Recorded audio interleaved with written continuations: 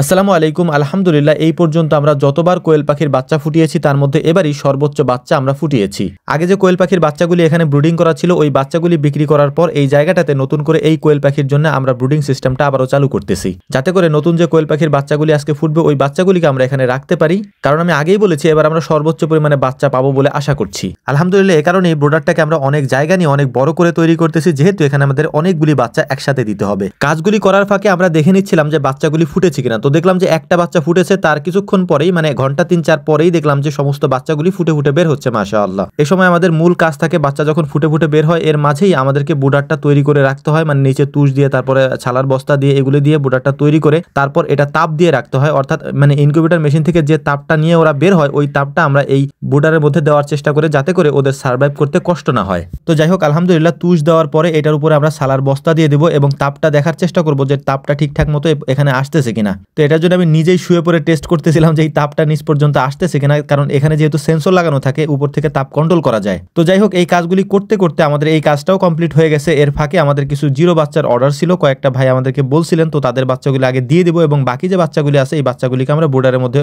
দিয়ে দেবো, তারপর ওদের ওষুধ পানি যেগুলি দেওয়া লাগে সেগুলি আমরা দিয়ে দেবো ইনশাআল্লাহ। আলহামদুলিল্লাহ আমরা কাজ করতে করতে দেখলাম যে মোটামুটি সব বাচ্চাগুলি ফুটে বের হয়ে গিয়েছে, মানে সব তো বের হয় নাই, কিছু ডিম তো মানে বাওয়া যায় আর কি, আমরা আমাদের ভাষায় বাওয়া বলি, এই ডিমগুলি বাদ যায়। তো এরকম ডিমের পরিমাণ কেন থাকে সেটাও আমি আপনাদেরকে বলি। ডিম যদি পরিপূর্ণভাবে বীজ ডিম না হয় সেক্ষেত্রে এই ডিমগুলি নষ্ট হয়ে যায় আর কি। তো আমাদের এরকম প্রতিবারই কিছু না কিছু ডিম নষ্ট হয়। এটার কারণ হচ্ছে যে কোয়েল পাখির যে ডিমগুলি আমরা ইনকিউবেটর মেশিনের ভিতরে দিই তার মধ্যে একেবারে 100% বীজ ডিম দেওয়াটা সম্ভব হয় না। কিছু ডিম 100 ডিমের মধ্যে হয়তো ধরেন 8-10টা ডিম হয়তো বীজ ডিম হয় না, সেই ডিমগুলি পরবর্তীতে ফোটে না। কিন্তু যদি আমরা 1500 বা 2000 মতো বাচ্চা ফুটাইতে যাই সেখানে 2000 মতো ডিম দেওয়া থাকে, এই ডিমের মধ্যে তখন পার্সেন্টেজটা অনেক বেড়ে যায় আর কি। কারণ প্রতি 100 পিছে যদি 90টা বীজ ডিম হয় তাহলে 1500তে প্রায় আপনার 150 মতো হচ্ছে যে বীজ ডিম থাকে না, যেটা ফুটে না আর কি। তো যাই হোক আলহামদুলিল্লাহ তারপরে ওই ভাইদেরকে বাচ্চাগুলো দেওয়ার পর তাদেরকে আমি সুন্দর করে বুঝিয়ে দিচ্ছিলাম যে কিভাবে ওষুধপত্র দিবে তারা। এই কারণ হচ্ছে তারা যেহেতু নতুন তাদেরকে বুঝাইয়া দিতে হবে, এটাই স্বাভাবিক আমার জন্য আর কি। তো তাদের সাথে এই কাজগুলি কমপ্লিট করার পর তাদেরকে বিদায় দেওয়ার পর আমাদের এখন কাজ হচ্ছে ওষুধপত্র দিয়ে পানির পাত্রগুলোকে রেডি করা, এবং পানির পাত্রটা মেন হচ্ছে প্রথমে দিতে হয়। পানির পাত্রটা আমরা হচ্ছে একটা মানে কার্টনের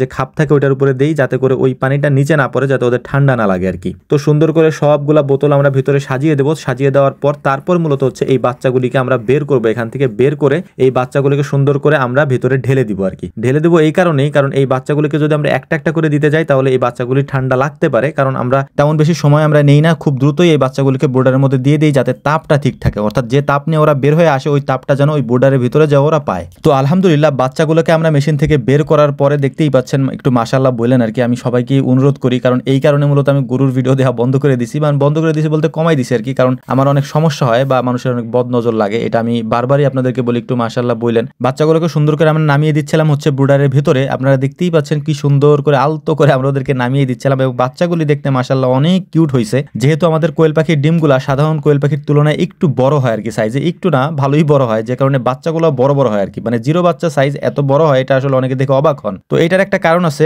সেটা হচ্ছে আলহামদুলিল্লাহ আমাদের কোয়েল পাখির ডিমগুলা সাইজ একটু বড় হয়, এটার কারণে হচ্ছে এটা হয়। আর আমি আপনাদেরকে আগেও বলছি যে আমাদের যে কোয়েল পাখির ডিমগুলো এগুলো হচ্ছে আমাদের যে সাজটা থাকে যেটার মধ্যে আমরা সাজাই ওইটার মধ্যেই ঠিকমতো পড়ে না, কারণ হচ্ছে যে বড়, এই কারণে ওই সাজটার যে সাইজটা ওইটার মধ্যে ঠিকমতো পড়ে না আর কি। তো যাই হোক আলহামদুলিল্লাহ আমাদের কাজটা মোটামুটি কমপ্লিট। এখন এটাকে সুন্দর করে ঢেকে দিয়ে তারপর আমরা আমাদের কাজ আজকের মতো এখানে সম্পূর্ণ করব, এবং উপরে আমরা দেখতে পাচ্ছিলাম যে আমাদের যে অটো সিস্টেমটা আছে সেটা ঠিক আছে কিনা, দেখলাম যে না তাপমাত্রা মোটামুটি ঠিক আছে। তো আমাদের জন্য দোয়া করবেন। আসসালামু আলাইকুম ওয়া রাহমাতুল্লাহ।